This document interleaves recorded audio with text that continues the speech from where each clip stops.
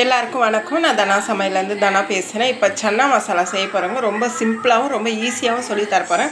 வாங்க எப்படி செய்யுதுன்னு பார்க்கலாம். நான் ஒரு 1/4 கிலோ சன்னா எடுத்துருக்கேங்க. வெள்ளை சன்னா தான் எடுத்திருக்கேன். நீங்கள் பிளாக் சன்னா கூட எடுத்துக்கலாம். ஒரு 8 ஹவருக்கு முன்னாடியே நான் ஊற வச்சு எடுத்து வச்சுருக்கேங்க. இப்போ நான் அந்த சன்னா முழுகிற அளவுக்கு தண்ணி ஊற்றி வச்சுருக்கேன். இதில் ஒரு பிரிஞ்சி இலை, 2 ஏலக்காய், ஒரு அன்னாச்சி பூ, ஒரு 4 கிராம்பு, ஒரு 3 பட்டை போட்டு இப்போ குக்கர் போட்டு மூடி வச்சிடலாம்.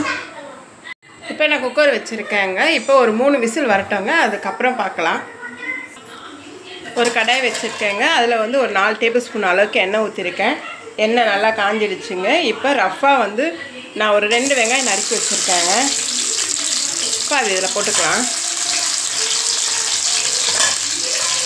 கூடவே ஒரு கைப்பிடி அளவு முந்திரி பருப்பு போட்டிங்கன்னா நல்லா க்ரீமியாக சூப்பராக இருக்குங்க சன்னா. இப்போ தக்காளி போட்டுக்கலாம். தக்காளி போட்டு நல்லா வதக்குங்க. வெங்காயம் தக்காளி நல்லா வதங்கணுங்க. இப்போ இது நல்லா வதங்கிடுச்சுங்க. இப்போ இது வேறு ஒரு பாத்திரத்தில் மாற்றி வச்சுக்கலாம்.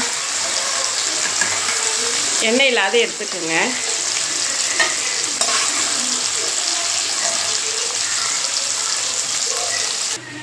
இது மிக்ஸி ஜாரில் போட்டு நல்லா ஆற வச்சுட்டு ஒரு பேஸ்ட்டு மாதிரி அரைச்சிட்டு வந்துடுங்க. தண்ணி ஊற்றாத அரைங்க, அப்போ தான் வந்து நல்லா நைஸாக வரும். இல்லைன்னா திப்பியாக வருங்க. நான் வெங்காயம் வதக்கின எண்ணெயிலே வந்து அதே எண்ணெய் தாங்க, நான் எக்ஸ்ட்ரா எண்ணெய்லாம் ஊற்றலை. நான் ஒரு டேபிள் ஸ்பூன் அளவுக்கு சோம்பு நல்லா பொரியட்டோங்க. சோம்பு நல்லா பொரிஞ்சிடுச்சுங்க. நான் மீடியம் சைஸில் ஒரே ஒரு வெங்காயம் நல்லா பொடியாக நறுக்கி வச்சுருக்கேன். அதை இதில் போட்டுக்கலாம். போட்டு வெங்காயம் நல்லா வதங்கிட்டோங்க. அப்போ தான் வந்து நம்மளுக்கு சன்னா மசாலா வந்து நல்லா கிரேவியாகவும் வரும், டேஸ்ட்டாகவும் இருக்கும். அப்போ ஒரு 2 நிமிஷம் நல்லா வதங்கிட்டோங்க, அதுக்கப்புறம் பார்க்கலாம். வெங்காயம் நல்லா வதங்கிடுச்சுங்க. இப்போ அரைச்ச பேஸ்ட்டை போட்டுக்கலாம்.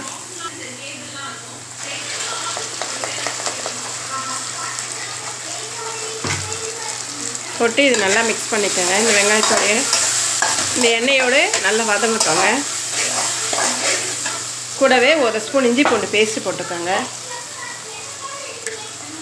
இஞ்சி பூண்டு பேஸ்ட்டு பச்சை வாசனை போகிற அளவுக்கு நல்லா வதக்கலாம். ஒரு 2 நிமிஷம் நல்லா வதங்கிட்டோங்க. நல்லா வதங்கிடுச்சுங்க. இப்போ சன்னா போட்டுக்கலாம். போட்டு அதையும் சேர்த்து நல்லா மிக்ஸ் பண்ணுங்க.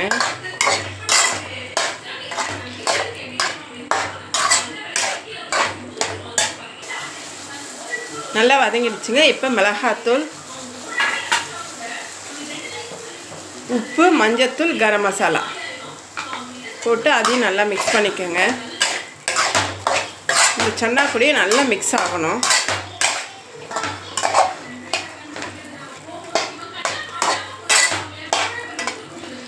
இப்போ நம்ம சன்னா வேக வச்சோம் பார்த்தீங்களா, அந்த தண்ணியில் ஊற்றிடலாம். ஊற்றிட்டு நல்லா மிக்ஸ் பண்ணுவோங்க.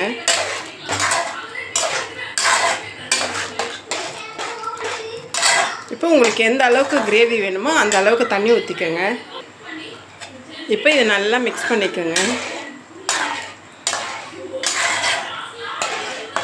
இப்போ ஒரு 10 நிமிஷம் நல்லா கொதிக்கிட்டோங்க, அதுக்கப்புறம் பார்க்கலாம். நல்லா மிக்ஸ் பண்ணிக்கோங்க. இன்னும் கொஞ்சம் கொதிக்கணுங்க. அதுக்கு முன்னாடி நம்ம கஸ்தூரி மேத்தி போட்டுக்கலாம். கொஞ்சமாக கஸ்தூரி மேத்தி போட்டுக்கோங்க. கஸ்தூரி மேத்தி போட்டு நல்லா மிக்ஸ் பண்ணிக்கோங்க. இன்னும் ஒரு 5 நிமிஷம் மட்டும் நல்லா கொதிக்கிட்டோங்க, அதுக்கப்புறம் பார்க்கலாம்.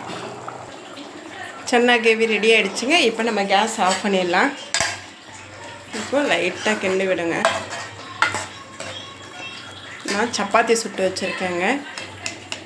இப்போ இதில் ஊற்றிக்கலாம்.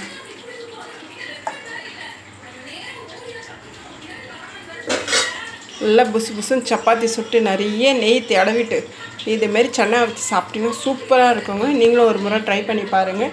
இந்த வீடியோ பிடிச்சிருந்தா ஷேர் பண்ணுங்கள், லைக் பண்ணுங்கள், கமெண்ட் பண்ணுங்கள். முக்கியமாக சப்ஸ்கிரைப் பண்ண மறந்துடாதீங்க.